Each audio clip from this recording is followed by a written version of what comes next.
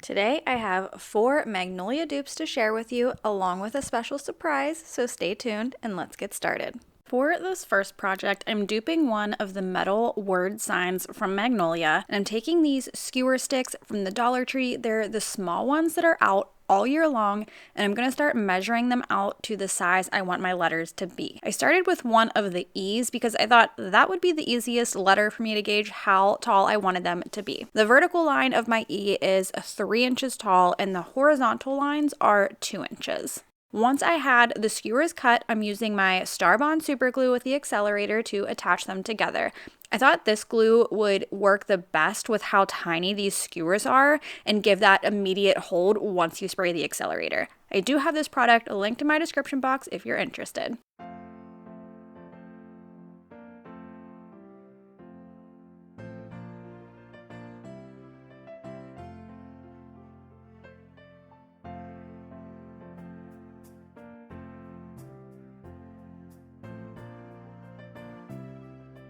I continue to do this for all of my letters, cutting them down and gluing together until it spelled out peace.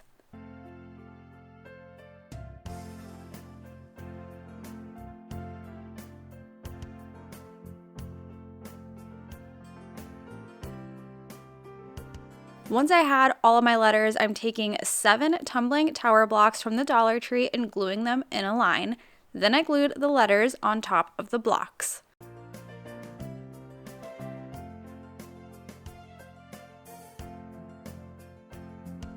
All that's left to do now is paint this to look like metal using Rust-Oleum hammered black spray paint. Now let's take a look at how mine compares to Magnolia. I had the supplies already on hand, but if you had to buy them, this would cost $2.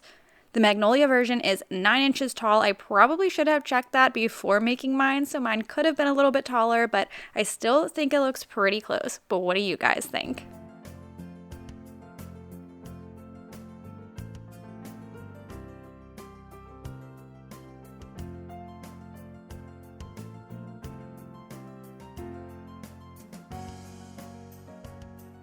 Today I'm participating in my friend Brandy's series, Duping Through the Holidays, where each week there's a different retailer we will use to recreate or dupe their decor. While this is a month-long series, not everyone will participate every week. However, there will be a full playlist with all of the videos from the entire series linked in my description box. In addition to all of the amazing inspiration you will find all month long, there is a weekly giveaway as well. For a chance to win a $100 Visa gift card, listen for my mystery question and answer it in the comments. Make sure you answer each creator's question who participated this week for Magnolia, and the winner will be selected on Wednesday, November 24th and posted to our community tabs. Good luck! Next, I'm taking my air dry paper clay and going to mold it into a square plaque. After warming up the clay a bit in my hands, I started shaping it into a cube. And the reason I did this is so when I use my rolling pin to thin it out, the clay is going to hold its square shape for the most part. I found the best way to do this was roll it out a bit when using my hand, shape it back into the square, roll it out a little more, and repeat this process until it was as thin as I wanted.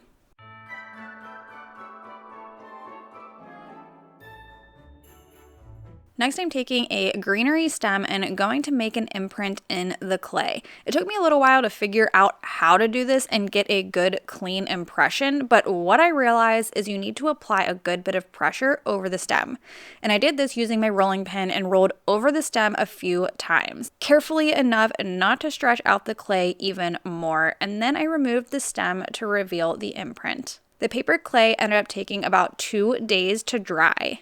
And I decided to make 2 of these plaques using 2 different types of clay. So for the next one, I am using polymer clay that you bake in the oven. The polymer clay takes a lot more work to warm up in your hands and make it pliable, but once I finally worked it enough to shape it, I did the same thing as with the air dry clay by starting with a cube and rolling it out.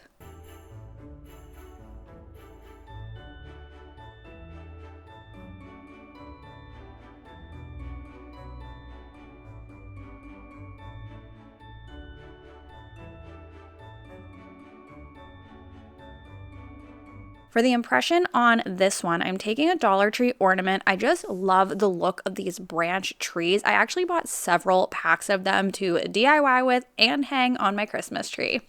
I was nervous about using the rolling pin on this ornament, hoping it was not going to break, and surprisingly, it was a lot stronger than I had expected. Next, I put the clay into the oven at 275 degrees Fahrenheit for 15 minutes and then let it cool. The Magnolia version looks like they painted the imprint, but I decided not to do this step. Theirs cost $48. I already had both types of clay on hand, but if you had to buy them, each type costs about $12, and you can get several projects out of them.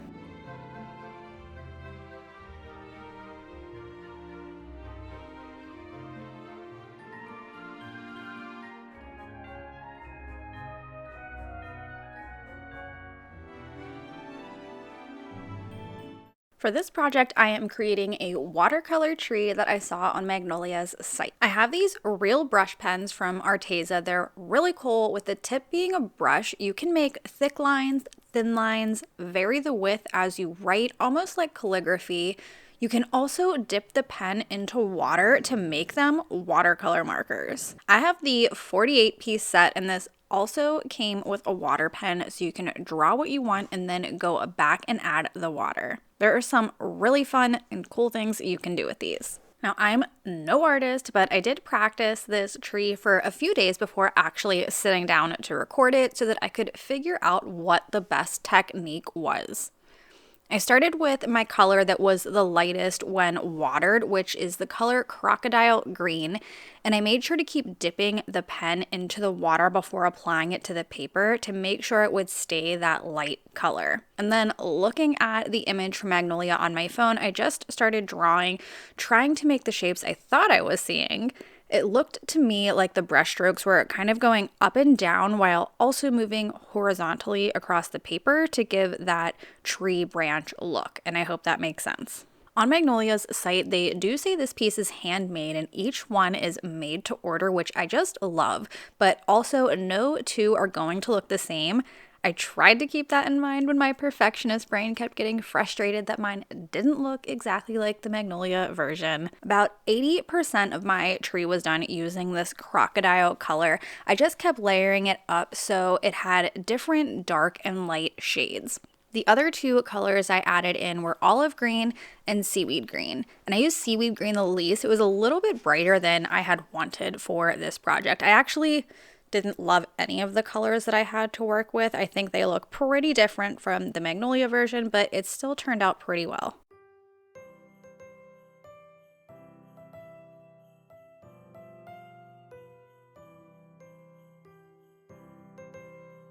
So my question for the giveaway is, do you enjoy hosting the holidays, or would you rather be the guest and let someone else host?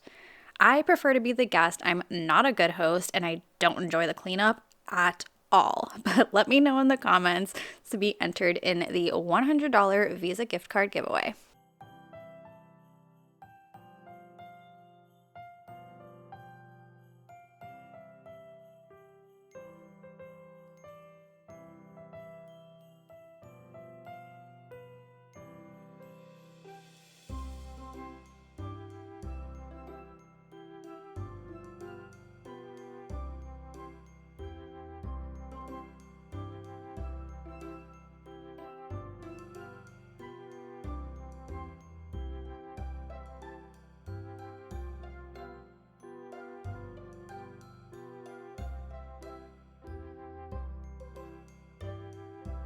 Once I was pretty happy with how the tree looked, I grabbed these scrap wood pieces that I had from another project, and I'm going to use these as a border.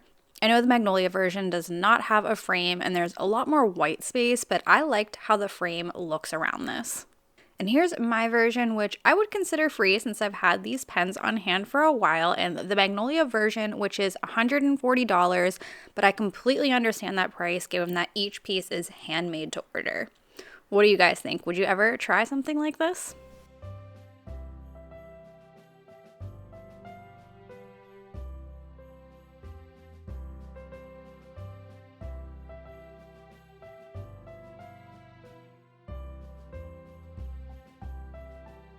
For this project, I'm duping a frosted votive, which is really popular right now. I've been seeing these all over the place. And I know you can get that stained glass or colored glass look using food coloring, but I didn't have any food coloring when I started this, so I thought, what if I use paint and water it down? The votive color I'm duping is a blush color, but the photos make it look like it has a little bit more of a brown tint as well. So I used a tan, red, yellow, and light pink color acrylic paint and made the perfect color. Once I was happy with the color, I added in the Mod Podge because you need a glue for the color to absorb into and stick to your glass. You do want to water it down as well. I forgot to do that at first, but quickly realized the mixture was just way too thick. Next, I'm taking a hurricane glass and pouring the Mod Podge paint water mixture down the sides and rolling the glass around until it is evenly coated. Once the glass is coated inside, if there are any bubbles, you want to pop those or they will show up on your finished piece. And then set it upside down for a little bit to let any excess paint drip out. Next, I put it into the oven at 250 degrees for what should have only been an hour, but I left it in there for several hours, and this paint was just not working. It was still super thick and opaque, not at all what I was looking for. The good thing is, since this is glue and acrylic paint, I could peel it right off and start over. So I did the same thing again, only using a tiny amount of paint and a lot more water. It worked a little bit better, but it still was not quite right, so I gave in and ordered some food coloring from Amazon. Using these colors, I mixed them into my Mod Podge, added a little bit of water, coated the inside of my glass, and then stuck it in the oven for an hour. And it was perfect. Now we just need to add the frosted look. But man, you guys, this project was really trying to knock me down, and I just kept on going because I really wanted to figure it out. I don't know if there is a white frosted glass spray paint, but apparently I bought clear. And as soon as I started spraying it, I was wondering why the heck there was not white, but it was giving that frosted kind of look. So now I'm running out of time. This was Monday evening for the video posting Friday. So I looked around my craft room and found this faux snow spray that I bought last Christmas but never used. So let's give it a try. Why not? To my surprise, this was the perfect medium to add and get that white, frosty look to dupe the Magnolia votive.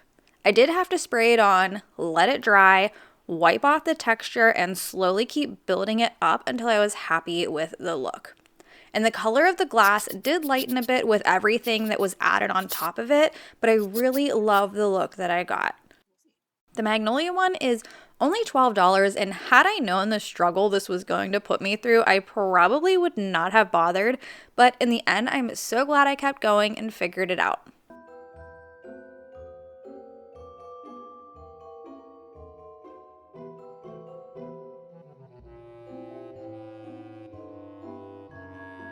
Well, that's all I got for you today, friends. Don't forget to answer my mystery question in the comments for a chance to win the Visa gift card, and I'll see you in the next one.